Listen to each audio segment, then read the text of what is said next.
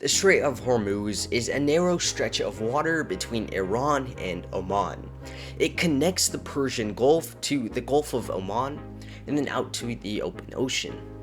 It is one of the most important shipping routes in the world because a huge amount of the world's oils and gas move through it every day.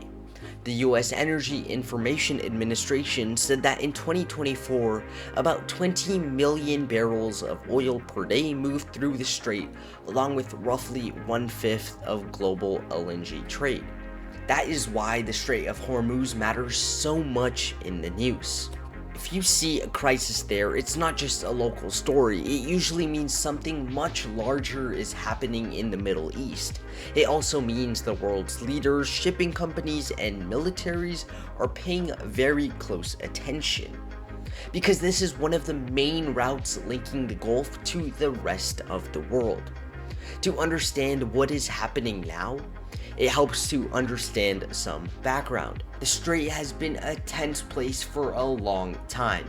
It sits beside Iran and near some of the world's biggest oil producing countries, including Saudi Arabia, Iraq, Kuwait, Qatar, and the UAE. Because of that location, it has often been seen as a strategic pressure point. And so when there is conflict in the Gulf, people quickly start to ask the same question. Will shipping through Hormuz continue, or will it be disrupted? And that has been a concern for decades. One important example came during the Iran-Iraq War during the 1980s. That conflict began as a land war, but later spread into the Gulf. Both Iran and Iraq attacked oil tankers and commercial ships. That period became known as the Tanker War.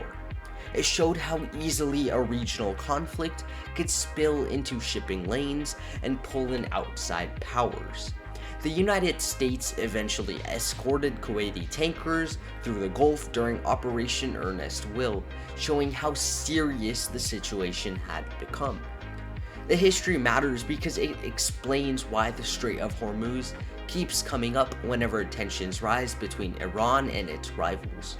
This is not the first time the world has worried about it. What makes the current moment so important is that the strait is once again under heavy pressure during a wider regional conflict.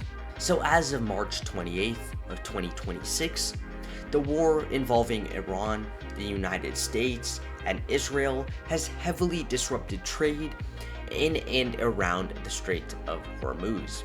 Reuters reported this week that Iran told the United Nations Security Council and the International Maritime Organization that non-hostile vessels may still transit the strait if they coordinate with Iranian authorities.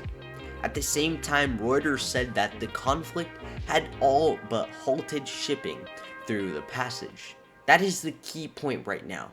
The strait is not operating like a normal commercial route. In ordinary conditions, ships may move through with a regular schedule, known traffic patterns, and basic confidence that the passage will stay open. Right now, that is no longer true. Passage depends on security conditions, political conditions, and the judgment of parties involved in the conflict. So even when some ships are still moving, they are moving through a much dangerous and uncertain environment. And there is direct evidence of that. Reuters reported today that 2 India-bound LPG tankers were crossing the Strait of Hormuz, which shows that some traffic is still getting through. But the same Reuters report said that 20 Indian-flagged vessels, including 5 LPG carriers, remain stranded in the Gulf. So the picture is mixed. The route is not completely empty, but is far from normal, and many ships are still stuck. And that helps explain why the situation is so closely watched. A route like this does not need to be fully closed to become a major crisis. If enough ships are delayed, turned back, or stranded, that alone is enough to signal that something serious is happening. And there's more evidence that pressure is spreading beyond the strait itself. So now let's break down what viewers should understand about the current situation. First, some ships are still moving, but traffic is heavily disrupted.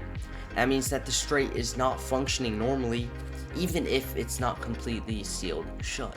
Reuters reporting on the India-bound tankers make that clear. There is movement, but also large number of stranded vessels. Second, Iran is trying to control the terms of passage. Its message to the UN and the IMO was that so-called non-hostile ships may pass if they coordinate with Iranian authorities. That means access is no longer being treated as a simple matter of routine navigation. It's tied directly to war and politics. Third, outside powers are still watching very closely. Whenever Hormuz is under threat, this becomes an issue not just for the countries directly involved, but also for other governments that rely on freedom of navigation and stable shipping. That is one reason this waterway has drawn so much international attention for so many years. So what should people expect? There are a few things to watch. One is whether more ships are able to transit safely over the next several days. If more tankers begin moving through, that would suggest at least some limited stabilization. If more vessels remain stranded, or if traffic falls again, that would suggest the disruption is deepening. Reuters reporting today already shows both sides of that story. Limited movement, but many ships still stuck. Another thing to watch is whether attacks or security incidents spread to more ports and shipping hubs. If more ports are affected, the sense of crisis will grow quickly. And finally, watch diplomacy. In crises like this, the question is not only what militaries do, but whether any governments can create enough stability to lower the risk of further escalation. Right now, the evidence points to a conflict that is still active and still capable of spreading. So if you want the clearest way to understand the Strait of Hormuz's story, it is this. The Strait of Hormuz is a narrow waterway between Iran and Oman. It is one of the world's most important shipping routes. It has a long history of tension, including conflicts during the tanker wars in the 1980s. And right now, it is under major pressure because of the current war involving Iran, the United States, and Israel.